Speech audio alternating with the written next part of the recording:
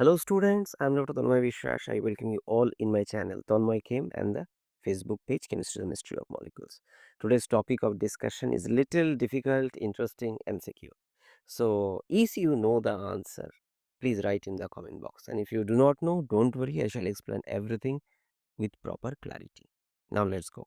Now, if you look at this reaction, it looks like, sir, it looks phosphorus elite type of thing. Is it Wittig reagent? Answer is yes, but little modified. But so before going to the details, let's learn a little bit about the Wittig reaction or reagent. So Wittig reactions are used to convert aldehydes and ketones to alkenes. Remember Clemenson, Wolf, Krishna aldehyde or ketone to alkene. Here alkene double bond. Aldehyde or ketone with triphenyl phosphonium halide reacts and results with this alkene. So this triphenyl phosphonium halide is our Wittig reagent. Halide means two opposite poles, means negative positive at an atom. This halide can form double bond with the carbon phosphorus atom. Yes, now there have lots of doubt regarding this, that okay, these halide can form double bond or not. No, it can form. So in some structure you can see that there will be carbon phosphorus this thing, but if you look at this carbon atom, it is nucleophilic in nature. It prefers to keep some negative charge on it. Second thing, if you look at the electronegativity value, carbon is comparatively more electronegative than phosphorus. So this carbon is nucleophilic in nature, and that's why it added to aldehyde or ketone, I mean carbonyl carbon, and resulted the alkene. And in this case, the produced alkene stereochemistry is dependent on the stability of Wittig reagent. Generally, if you take stable halide means this negative charge is delocalized and stabilized, it results trans alkene. And if you have a less stable, means not such kind of stabilization present, that results cis alkene. So this is the interesting thing. Even if you think Sedzev case, that preferentially result trans, but here depends. So it's an interesting point for Wittig reaction. Now let's go back to our main topic of discussion. First step, by the way, this is salicylaldehyde or 2-hydroxybenzaldehyde. If you react it with OH, what happened? First step, this proton is abstracted. Now, see, acidity of any substance is dependent on the stability of conjugate base.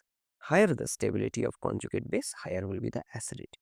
Now, why this reaction happens here? Because compared to phenol, which is actually a weak acid, this salicylaldehyde is slightly more acidic because OH group at ortho position. So it has slight stability. And next step, this O minus can act as nucleophile. Why?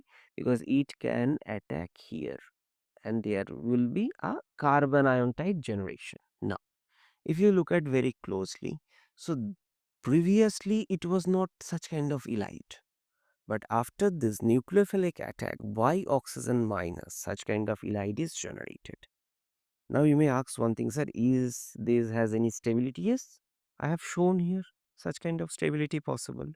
Now, second thing, this is nucleophilic. So what happened? This can attack this carbonyl carbon of the aldehyde group. So it attacks. Now you may think that, sir, really this attack very favored? Answer is yes. Why? Because you need to check the ring number. What do I mean? This carbon and this carbon formed a new bond. So if you look at the number 1, 2, 3, 4, 5, 6, 6-member ring formation is stable. So that's why this step will take place. Don't worry. Next, what can happen? This O minus can attack here and result a 4-member ring. Now you can see this 4-member ring form. Now next step, what happened? This comes and this comes. So what it result?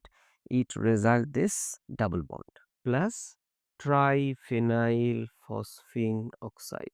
Remember this phosphorus oxygen bond formation, which is actually a stronger stable bond, is the driving force for this reaction. So what we get here in this case? We get these alkene. So this is the answer of this question. This is now question that, sir, is it really possible to get such kind of answer directly one step?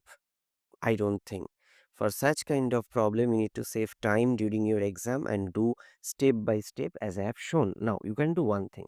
If you study multiple times and practice multiple times, you can reduce the time requirement for solving such question.